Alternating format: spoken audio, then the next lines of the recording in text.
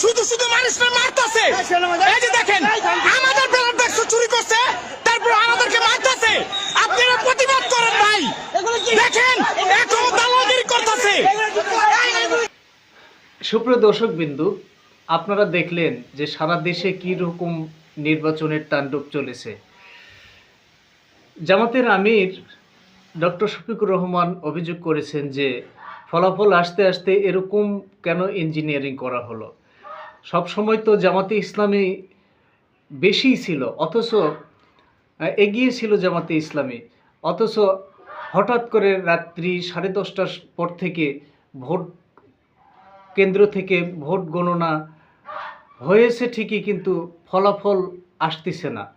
আবার হঠাৎ করে রাত 12টার দিকে খবর আসলো যে বিএনপি অধিকাংশ সিটে সবগুলো বিএনপি হয়ে গেছে।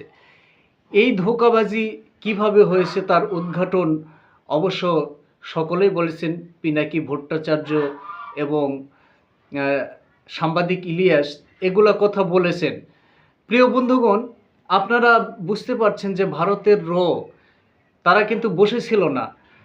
এই গোয়েন্দা সংস্থা তারা যখন দেখেছে জামাতে ইসলামের ভূমিধ্বস বিজয়, অন্তত 200টার উপরে তারা সিট পাবে জামাত এবং এনসিপি 11 দলীয় জোটেরা, কিন্তু ভারতের গোয়েন্দা সংস্থা বাংলাদেশের এমপি মন্ত্রীদেরকে, বাংলাদেশের মন্ত্রী যারা ছিল এদেরকে হাত করে নিয়ে এই ফলাফলটা পরিবর্তন করা হয়েছে, হঠাৎ করেই পরিবর্তন করা হয়েছে।